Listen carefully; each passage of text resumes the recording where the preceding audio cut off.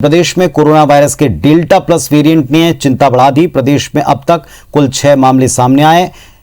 इस मामले में ट्रेसिंग न होने के चलते पुष्टि नहीं हो पा रही है। इस बारे में प्रदेश के चिकित्सा शिक्षा मंत्री कहते हैं कि लगातार ऐसे केसेस पर नजर बनाए रखे हैं। हमारी कोशिश है कि प्रदेश में जीनोम सीक्वेंसिंग का काम शुरू हो सके। मुख्यमंत्री ने केंद्र सरकार से बात की कि भोपाल में जीनोम सीक्वेंसिंग की मशीन लग जाए ताकि न केवल कोरोना वायरस बल्कि हर तरह के वायरस को लेकर स्टडी हो पाए। मध्य प्रदेश में डेल्टा प्लस वेरिएंट के 2 मरीजों की मृत्यु हुई, जिसमें एक केस उज्जैन और दूसरा अशोकनगर से मिला है। कुल केसेस की बात करें तो प्रदेश में अब तक कुल 6 केस डेल्टा प्लस वेरिएंट के सामने आए हैं।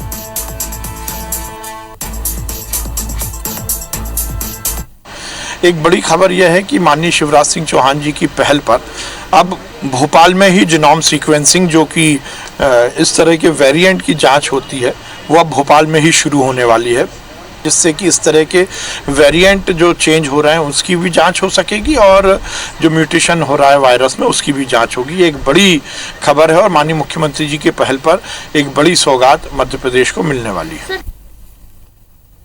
और रायपुर से एक अहम खबर है, छत्तीसगढ़ में नहीं हो रही है genome sequencing. Delta plus variant के लिए जीनोम सीक्वेंसिंग की आवश्यकता है।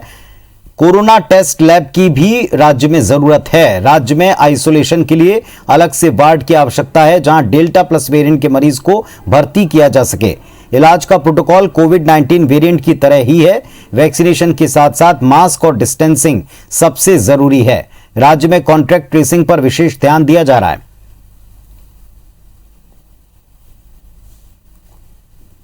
जो नया वेरिएंट आया है डेल्टा प्लस, उसमें ये संभावनाएं व्यक्त की जा रही हैं कि इसकी इन्फेक्टिविटी रेट ज्यादा होगी, लेकिन अभी भी इस पे जांच चल रही है। वैज्ञानिक तौर पे अभी पूरा तरह से पुष्टिकरण नहीं हुआ है, लेकिन जो नया वेरिएंट आया है उसके लिए जरूरी है कि हम जीन सीक्वेंसिंग का जो प्रक्रिया है उसको और स्ट्रांग बनाएं और लोगों में जागरूकता बढ़ाई जाए कि ये जो लापरवाहियां हो रही हैं, ये लापरवाही कम से कम लोग करें, ताकि इस वेरिएंट के कारण अगली लहर ना आ सके। और हमारे 2 सहयोगी इस वक्त अपडेट के साथ जुड़ रहे हैं। विनय जुड़े हैं रायपुर से, नीलम जुड़ी है भोपाल से। नीलम के पास चलते हैं। नीलम, जो स्थिति मध्य प्रदेश में फिलहाल बनती दिख रही है, 6 केस दिख रहे हैं, 2 की मौत हो गई है। क्या आगे प्लान है सरकार का इस दिशा में? जी बिल्कुल, मध्य प्रदेश में अब तक 6 मामले सामने आ चुके हैं। हालांकि एक मामले की जो है अभी तक ट्रेसिंग नहीं की जा सकी, जिसके चलते सरकार यही मान रही है कि 5 मामले जो है वो मध्य प्रदेश में अब तक डेल्टा प्लस वेरिएंट के मिल चुके हैं। इन मामलों की पुष्टि उस बात से हुई है कि जीनोम सीक्वेंसिंग के लिए मई महीने में जो sample national centre for disease control में भेजे गए थे, उसकी जाँच रिपोर्ट अब आई है। जिन 5 मामलों की हम बात कर रहे हैं उनमें से 4 व्यक्ति जो है पूरी तरीके से स्वस्थ है, 4 को वैक्सीन लग चुकी थी। वहीं जो 2 मृत्यु हुई है उन दोनों को ही वैक्सीन नहीं लग पाई थी।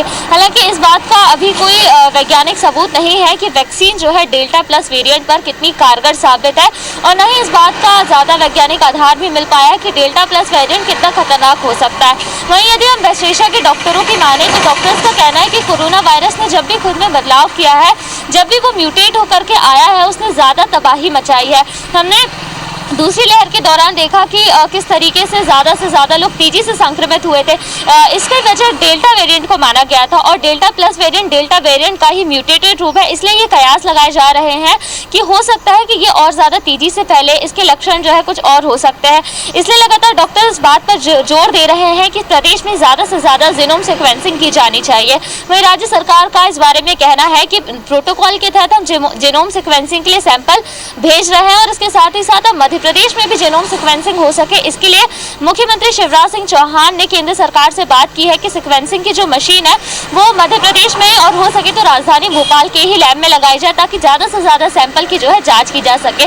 वहीं केंद्र सरकार ने 2 दिन पहले ही मध्य प्रदेश सरकार को इस बात के लिए आगाह कर दिया था कि डेल्टा प्लस वेरिएंट को लेकर के सरकार जो है सजग हो जाए, चेत जाए, और जितनी ज्यादा हो सकती है अपनी ज्यादा से ज्यादा सैंपल जांच को बढ़ावा दिया जाए। तो लगातार केंद्र सरकार की ओर से, राज्य सरकार की ओर से यही कोशिश की जा रही है कि जीनोम सीक्वेंसिंग जो है बढ़े।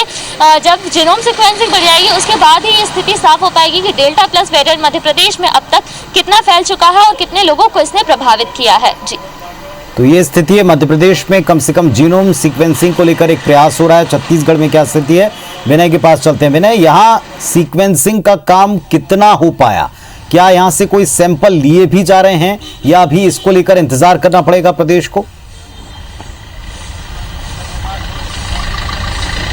देखिए, मध्य प्रदेश और महाराष्ट्र जो छत्तीसगढ़ से लगे हुए राज्य हैं, वहां पर डेल्टा प्लस वेरिएंट के मरीज मिले, लेकिन छत्तीसगढ़ में अभी तक इसकी पहचान या पुष्टि नहीं हो पाई है।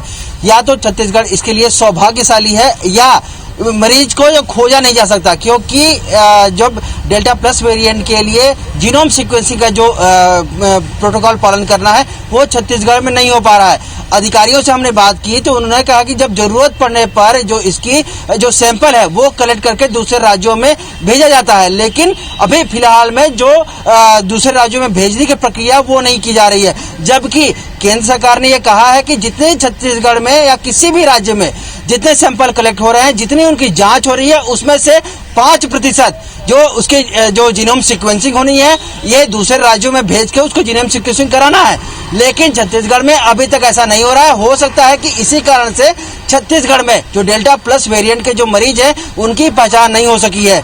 इसके अलावा साथ साथ में जो प्रोटोकॉल की बात की जा रही है इलाज के, वो सेम है, लेकिन सबसे ज्यादा जरूरत है जो सामान्य जो वेरिएंट का, जो कोविड-19 वेरिएंट का जो मरीज है, उससे डेल्टा प्लस वेरिएंट में सबसे ज्यादा जो जरूरत है आइसोलेशन की। लेकिन छत्तीसगढ़ में अभी तक आइसोलेशन के लिए अलग से कोई हॉस्पिटल नहीं तैयार किया जाता है, जबकि कई बार इसकी जो बात उठ चुकी है अधिकारियों के बैठक में और लोगों के जो विशेषज्ञों की राय में कि अलग से एक वार्ड बनाया जाए जहां पर जैसे जो खतरनाक जो मरीज आएंगे उन्हें आइसोलेट करके वहां इलाज किया जाएगा। लेकिन अभी भी जो जनरल वार्ड है, जो आईसीयू वार्ड है, वहां पर ही ऐसे मरीजों को शुरुआत में रखकर उनका इलाज किया जाता है। और इसी कारण से पिछली बार में यही गलती, इसी कारण से लोग में जो प्रसार है उसका ज्यादा फैलाव हुआ और वो एक बड़ा खतरनाक रूप लिया। अगर अभी समय है लोगों में और अभी सरकार के पास में इसकी तैयारी सबसे ज्यादा जो विशेषज्ञ वो बता रहे हैं। इसके साथ साथ में जो वैक्सीनेशन है उसकी प्रक्रिया काफी तेजी से की जानी चाहिए। इसके अलावा जो लोगों को जागरूकता सबसे ज्यादा जरूरी है कि केवल जो विशेषज्ञ बता रहे हैं कि अगर वैक्सीनेशन ही सबसे ज्यादा जरूरी नहीं है, उसके अलावा जो सोशल डिस्टेंसिंग और मास्क का उपयोग ये अगर नहीं कर पाएंगे तो फिर से जो डेल्टा प्लस जो वेरिएंट है जो वो लोगों में तेजी से फैलेगा। और ये भी जो विशेषज्ञ प्राथमिक तौर से ये बता रहे हैं कि इसकी जो प्रसार है, इसका जो संक्रमण दर है वो पिछले जो डेल्टा वेरिएंट है उससे कहीं ज्यादा खतरनाक है, वो तेजी से फैलेगा और उनकी जो मृत्यु दर है वो भी तेजी से हो सकती है। हालांकि अभी वैज्ञानिक इसकी पुष्टि नहीं हुई है, लेकिन प्राथमिक तौर से ये जो विशेषज्ञों का कहना है। चलिए, कुल मिलाकर अभी तक यह सीक्वेंसिंग को लेकर कोई प्रयास सार्थक तौर के ऊपर जमीन पर नजर नहीं आया, लेकिन इसकी बहुत आवश्यकता है क्योंकि 2 नेबरिंग स्टेट में इसके मरीज मिल रहे हैं। शुक्रिया आप दोनों का अपडेट के लिए।